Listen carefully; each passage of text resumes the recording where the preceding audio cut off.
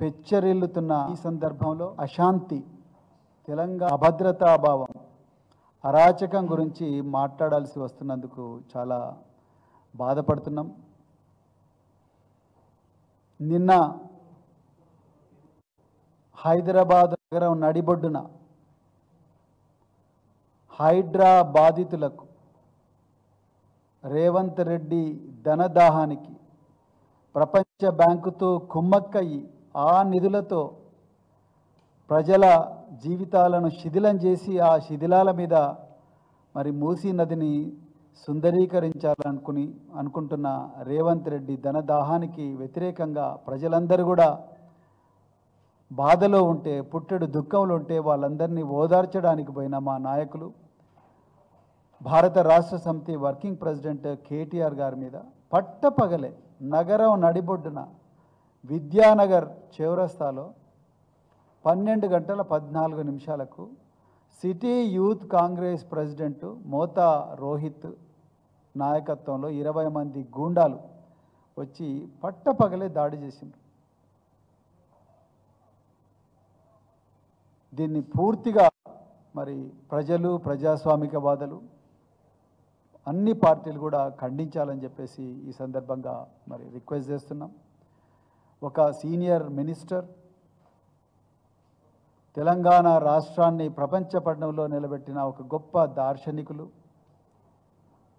అదేవిధంగా ఒక ఎమ్మెల్యే, ఒక గొప్ప పార్టీకి వర్కింగ్ ప్రెసిడెంట్ అయిన కేటీఆర్ గారి మీదనే పట్టపగలే గూండాలు దాడి చేస్తున్నారు. కాంగ్రెస్ గూండాలంటే మీరు అర్థం చేసుకోవచ్చు సామాన్య మానవుల పరిస్థితి తెలంగాణలో ఏ విధంగా ఉంటుందో.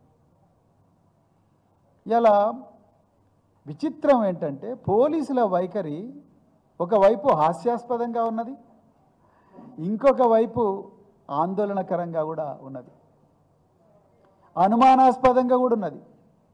అసలు హోమ్ మినిస్టరు, ముఖ్యమంత్రి తానే అయిన రేవంత్ రెడ్డి పక్కా ప్లాను వేసి బీఆర్ఎస్ నాయకులను అడుగడుగునా వాళ్ళను దాడి చేసి హతమార్చాలనే పన్నాగంలో పోలీసులు సమిధలవుతున్నారు, ప్రేక్షక పాత్ర వహిస్తున్నారు, పావులవుతున్నారు అన్న విషయం చెప్పాల్సి వస్తున్నందుకు బాధ అనిపిస్తున్నది ఒక మాజీ పోలీస్ అధికారిగా కూడా.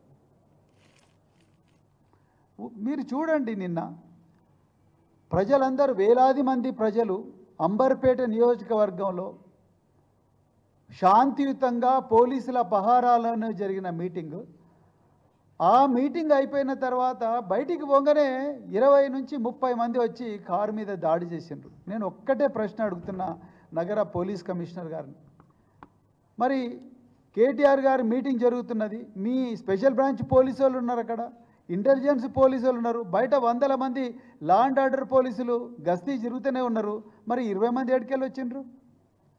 20 మందిని ఎందుకు మీరు అదుపులోకి తీసుకుపోలేదు?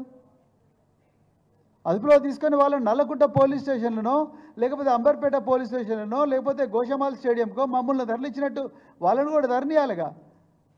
మరి వాళ్ళ ఫోన్లో ఎందుకు మీరు మానిటర్ చేయలేదు? మీ స్పెషల్ బ్రాంచ్ పోలీసులు ఎక్కడ పోయినరు మీ ఇంటెలిజెన్స్ పోలీసులు? ఏం సమాధానం చెప్తారు? అది ఒక ఎత్తు అయితే, ఇక రెండవది మరింత పెద్ద, దాని మీద మరి పోలీసులు 363/2024 క్రైమ్ రిజిస్టర్ చేసిండ్రు. ఇక విచిత్రం ఏందయ్యా అంటే, ఇప్పటికీ దాడి జరిగి 26 గంటలైంది కేటీఆర్ గారి మీద. 26 గంటలైనా నిందితులు పోలీసు వాళ్ళకు దొరకలేదు. ఇంతకన్నా పెద్ద జోక్ ఏముంటుంది తెలంగాణలో? ఆ దాడికి నాయకత్వం వహించిన ఈ మోతా రోహిత్ అనే వ్యక్తి, ఆయన డైరెక్ట్గా ట్విట్టర్లో పెట్టుకున్నాడు, నేను కేటీఆర్ కాన్వాయ్ని అడ్డుకున్నా అని చెప్పి, stopped KTR BRS at Amberpet demanding అని చెప్పి మొత్తం పెట్టుకున్నాడు. మీరు చూడండి, అయినా కూడా ఈయన డైరెక్ట్గా నేను ఇది చేసినా అని చెప్పి గర్వంగా ఒక ట్రోఫీ లాగా ట్విట్టర్ పోస్ట్ పెట్టుకున్నాడు ఎక్స్లో. నేను ఇంతకుముందే ఇన్స్పెక్టర్ గారితో మాట్లాడితే ఇంతవరకు సీసీటీవీ ఫుటేజ్లు వెతుకుతున్నారంట. మొత్తం ప్రపంచం అంతా తిరుగుతున్నది, సోషల్ మీడియాలో వైరల్ అవుతున్నది. పోలీసు వాళ్ళు మాత్రం సీసీటీవీ ఫుటేజ్ల గురించే చూస్తున్నారు. ఎవరికి చెవిలో పూలు పెట్టాలనుకుంటున్నారో నాకు అర్థం కావట్లేదు. ఒక రాష్ట్ర పార్టీ నాయకుడి మీద, వర్కింగ్ ప్రెసిడెంట్ మీద పట్టపగలే కాన్వాయ్ మీద దాడి జరిగితే మీరు నిందితులను 26 గంటలైనా పట్టుకోలేకపోతే ఇంకా ఎవరికి రక్షణ కల్పిస్తారు? మీకు తెలియకుండానే జరుగుతాయి దాడులన్నీ, మీ ముఖ్యమంత్రికి తెలియకుండానే జరుగుతాయి దాడులన్నీ. ఇంతవరకు రెస్పాన్స్ లేదు.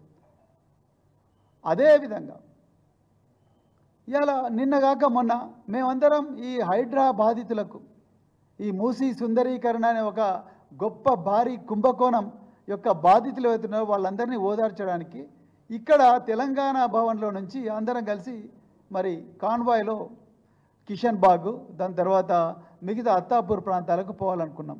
కరెక్ట్గా 2 గంటల 15 నిమిషాలకు ఒక 30 మంది కాంగ్రెస్ గుండాలు వచ్చి మా పార్టీ ఆఫీసులకు వచ్చి మా నాయకులైన తెలంగాణ తొలి ముఖ్యమంత్రి అయిన కేసీఆర్ గారి దిష్టిబొమ్మ దగ్ధం చేయడానికి మా పార్టీ ఆఫీసు ముందరకు వచ్చి చేస్తూ ఉన్నారు. ఇది కవ్వింపు చర్య కాదా? ఇది ట్రెస్పాస్ కాదా? మరి పోలీసు భాషలో మాట్లాడాలంటే వాళ్ళు వచ్చి మా పార్టీకి అడ్డుకున్న మా పార్టీ కార్యకర్తల మీద ఇట్లా చేయొద్దయా, మా పార్టీ ఆఫీస్ ముందర మా పార్టీ నాయకుడి దిష్టిబొమ్మ అకారణంగా తగలబెడుతున్నారు, అది తప్పు, ఇది అగౌరవపరచడం ఒక వ్యక్తిని అని చెప్పి మరి అంటే వాళ్ళ మీదనే పెట్రోల్ పోసింది. దాని మీద కేసు రిజిస్టర్ చేయకపోగా వాళ్ళను పారదోలినందుకు మా మీద కేసు రిజిస్టర్ చేసి ఇవాళ మా కార్యకర్తలను 7 మందిని అరెస్ట్ చేసిండ్రు. మేము ఇంతవరకు మరి మా కార్యకర్తల మీద దాడి జరిగింది, మా పార్టీ ఆఫీసు ముందరకు వచ్చి మా మీదనే పెట్రోల్ పోసిండ్రు అనే దాని మీద ఇంతవరకు మరి ఎఫ్ఐఆర్ కాలేదు. మరి తెలంగాణ భవన్ ఎక్కడనో లేదు, పక్కనే ఉండే హైదరాబాద్ నగర పోలీసు కమిషనర్ ఆఫీసు పక్కనే ఉంది. ఆ 14వ అంతస్తు నుంచో 15వ అంతస్తు నుంచో పోలీస్ కమిషనర్కు మొత్తం కనిపిస్తుంటుంది ఇక్కడ. మరి మీకు తెలియకుండానే జరుగుతుంది ఆ కమిషనర్ గారు ఈ దాడి?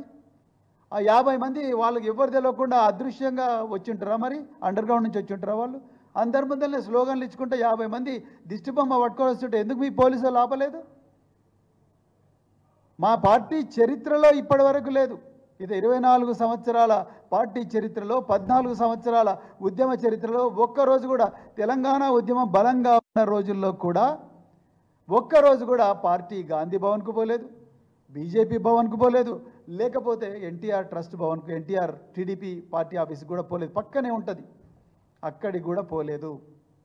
మాకు ఆ సంస్కృతి లేదు. మా నాయకులు కేసీఆర్ గారు చట్టబద్ధంగానే నడుచుకోవాలని నేర్పించింది తప్ప మీలాగా గూండాగిరి చేయడం, వీధి గూండాల్లాగా ప్రవర్తించడం, పక్కదో పట్టించడం అలాంటివి ఎప్పుడు కూడా మా నాయకుడు మాకు నేర్పించలేదు.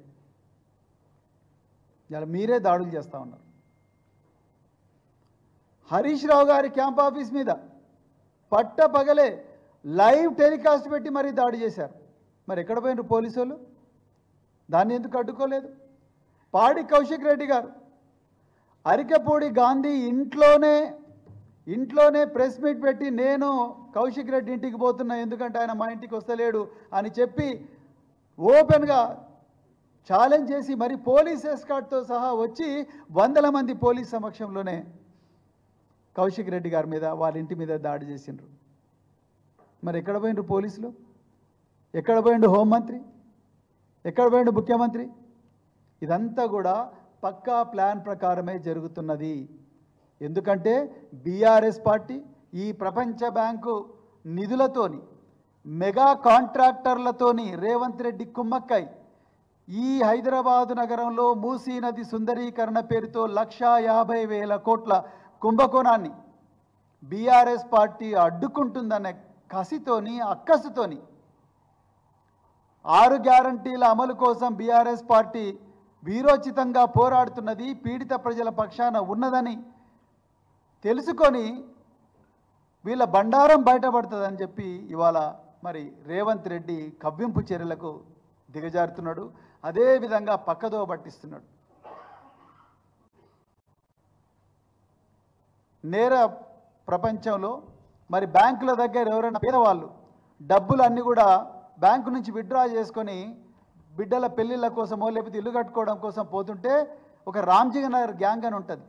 ఈ రామ్జీ నగర్ గ్యాంగ్ ఏం చేస్తుందయ్యా అంటే వచ్చి ఆ డబ్బుల మూట తీసుకుపోతున్న ఆ ఖాతాదారుడి మీద మట్టి చల్లుతారు, బురద చల్లుతారు. అయ్యో నీకు బురద ఉంది, పోయి పక్కనే బోర్వెల్ దగ్గర కడుక్కోపో అని చెప్పి నీ బ్యాగ్ నాకి నేను బోర్ కొడుతుంటా అని చెప్తే ఆయన మరి బురద ఉన్న దుస్తులను కడుక్కుంటుంటే ఆ డబ్బుల సంచి ఎత్తుకొని ఒకడు పోతాడు. దాన్నే అటెన్షన్ డైవర్షన్ గ్యాంగ్ అంటారు పోలీస్ భాషలో. ఇలా రేవంత్ రెడ్డి కాంగ్రెస్ పార్టీ ఒక పక్కా అటెన్షన్ డైవర్షన్ గ్యాంగ్.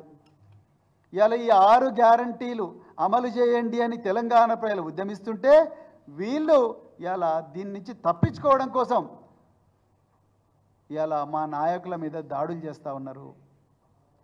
అదేవిధంగా కొండా సురేఖ గారిని ఆమెను ముందర పెట్టి ఆమెతోని రకరకాల అసంబద్ధమైన, అవాంఛనీయమైన, అమానవీయమైన స్టేట్మెంట్లు ఆమెతోని ఇప్పిస్తూ ఉన్నారు. మళ్ళీ మా నాయకుల మీద ఆమెతోనే మరి స్టేట్మెంట్లు ఇప్పిస్తూ ఉన్నారు. పూర్తిగా మేము ఖండిస్తున్నాం. మా పార్టీ చట్టబద్ధంగా నడుచుకునే పార్టీ. నిజానికి బీఆర్ఎస్ పార్టీ చట్టాన్ని తమ చేతిలోకి తీసుకోవాలనుకుంటే 2 నిమిషాల పని కాదు. కానీ మా అగ్రనాయకులు, మా వ్యవస్థాపకులు కేసీఆర్ గారు ఎట్టి పరిస్థితుల్లో కూడా చట్టాన్ని మనం చేతిలోకి తీసుకోకూడదు, చట్ట ప్రకారమే నడుచుకోవాలని చెప్పిండ్రు. కాబట్టి ఇవాళ సంయమనం పాటిస్తున్నాం. మేము ఏదైతే సంయమనం పాటిస్తున్నామో అది మా బలహీనత కాదు. గుర్తుపెట్టుకో రేవంత్ రెడ్డి, అది మా బలహీనత కాదు. ఇప్పటికి కూడా మా కార్యకర్తలు, మా నాయకులందరూ కూడా పీడిత ప్రజల పక్షాన రాజ్యాంగం ఇచ్చిన ఆర్టికల్ 19 అధికరణం ప్రకారమే మేము పీడిత ప్రజల పక్షాన పోరాడడానికి సిద్ధంగా ఉన్నాం. దానికి ప్రాణత్యాగానికైనా సిద్ధంగా ఉండాలని మా నాయకులు పిలిపించిండ్రు. కాబట్టి మా కార్యకర్తలు మీరెన్ని కవ్వింపు చర్యలకు పాల్పడ్డా, కేటీఆర్ గారి కాన్వాయ్ మీద దాడి చేసినా, అదేవిధంగా తెలంగాణ భవన్ మీద దాడి చేసినా, హరీష్ రావు గారి ఆఫీస్ మీద దాడి చేసినా, పాడి కౌశిక్ రెడ్డి గారి మీద దాడి చేసినా, పల్లా రాజేశ్వర రెడ్డి గారి మీద దాడి చేసినా, లేకపోతే ఖమ్మంలో జగదీష్ రెడ్డి గారి మీద, హరీష్ రావు గారి మీద, సబితా ఇంద్రారెడ్డి గారి మీద, వీళ్ళందరి మీద వాళ్ళ కార్లను మీరే ధ్వంసం చేసి మేమే ధ్వంసం చేసినామని చెప్పి మా మీద కేసులు పెట్టి మమ్మల్ని కవ్వింపు చర్యలకు గురి చేసినా మేము ఇంకా సంయమనం పాటిస్తున్నాం. ఎందుకంటే ఈరోజు తెలంగాణలో పుట్టెడు దుఃఖంలో తెలంగాణ ప్రజలు ఉన్నారు. మరి ముఖ్యంగా ఈ హైడ్రా, రేవంత్ రెడ్డి ధనదాహానికి తయారు చేసిన ఒక యంత్రం ఈ హైడ్రా బాధితులు ఎవరైతున్నారో వాళ్ళందరి పక్షాన నిలబడాలి. తెలంగాణలో ఉండే లక్షలాది మంది పీడిత ప్రజల పక్షాన నిలబడాలి, వాళ్ళ తరపున పోరాటం చేయాలి.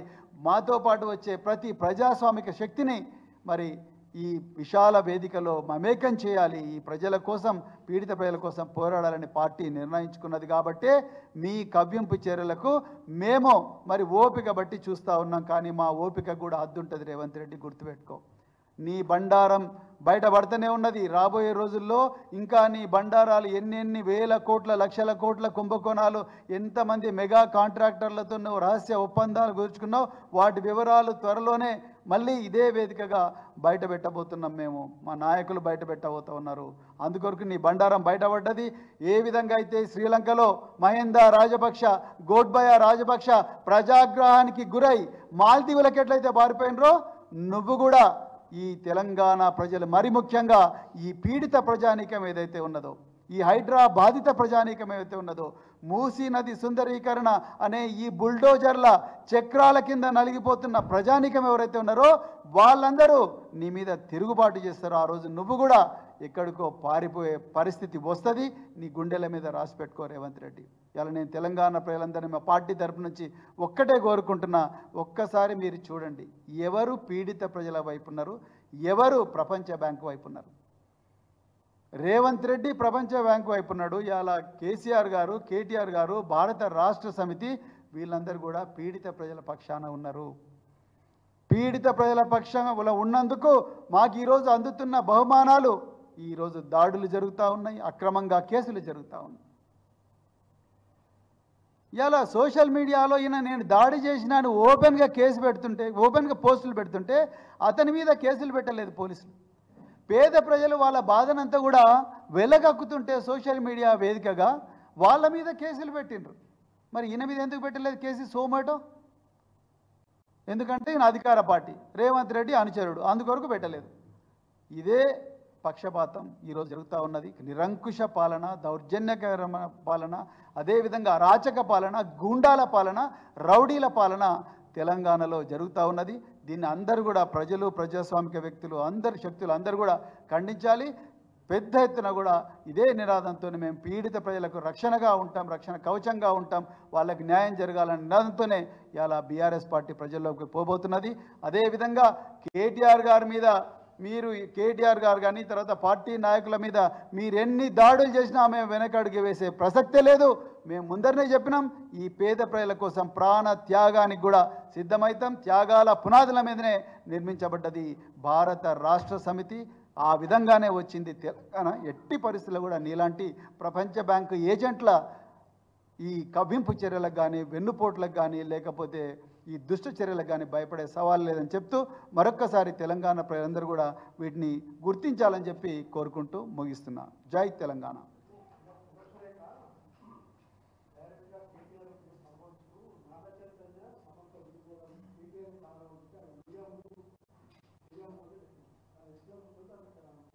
చాలా అమానవీయమైన కామెంట్ అండి, ఏమాత్రం సంస్కారం లేని కామెంట్. కొండా సురేఖ గారికి అసలు ఆమె మంత్రివర్గంలో ఉండే అర్హత కూడా వారికి లేదు. అమానవీయమైన కామెంటు, కించపరిచే కామెంటు, ఒక వ్యక్తి యొక్క ఇమేజ్ను దెబ్బతీసే కామెంటు. దీని మీద తప్పకుండా లీగల్ చర్యలు కూడా ఉంటాయి. ఇట్లా నోరు మూసుకొని కూర్చోరు తెలంగాణ ప్రజలు. నేను మళ్ళీ రిపీట్ చేస్తున్నా, మేము మళ్ళీ ఇప్పుడు కూడా చెప్తున్నా, మా పార్టీ నాయకులు కేటీఆర్ గారు పీడిత ప్రజల కోసం రాత్రింబవళ్ళు పోరాడుతూ ఉన్నారు.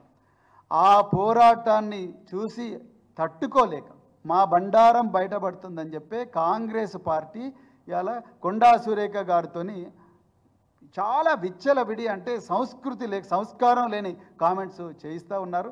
తప్పకుండా ఆమె వెనక్కి తీసుకోవాలి, క్షమాపణ చెప్పాలి. అటెన్షన్ డైవర్షన్ చేయాలని చూస్తున్నారు. ఆమె తప్పకుండా క్షమాపణ చెప్పాలి. క్షమాపణ చెప్పేదాకా మేము అన్ని లీగల్ ఆప్షన్స్ కూడా ఎక్స్ప్లోర్ చేస్తాం, ప్రజల ముందర పెడతాం. తప్పకుండా వారు దాన్ని వెనక్కి తీసుకోవాల్సిందే, వెనక్కి తీసుకోవాలని డిమాండ్ చేస్తున్నాం. ఏమాత్రం కూడా అంటే మాటల్లో చెప్పలేనంత అమానవీయమైన, సంస్కారం లేని కామెంట్ కొండా సురేఖ గారు చేస్తున్నారు. వాళ్ళ కాంగ్రెస్ సంస్కృతికి అద్దం పడుతున్నది ఆమె చేసే కామెంట్.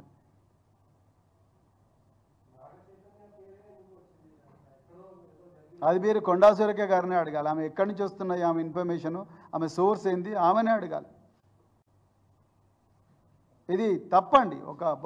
ఒక జాతీయ ఒక నాయకుడిని, ఒక మంచి ఇమేజ్ ఉండి తెలంగాణను ప్రపంచ పటంలో పెట్టిన ఒక గొప్ప దార్శనికుడిని ఇంత నీచంగా మాట్లాడడం అనేది చాలా చాలా దురదృష్టకరం. కాంగ్రెసు సంస్కృతి, నీచ సంస్కృతికి నిలువుటద్దం కొండా సురేఖ గారు చేస్తున్న కామెంట్స్. పూర్తిగా మేము దీన్ని ఖండిస్తున్నాం.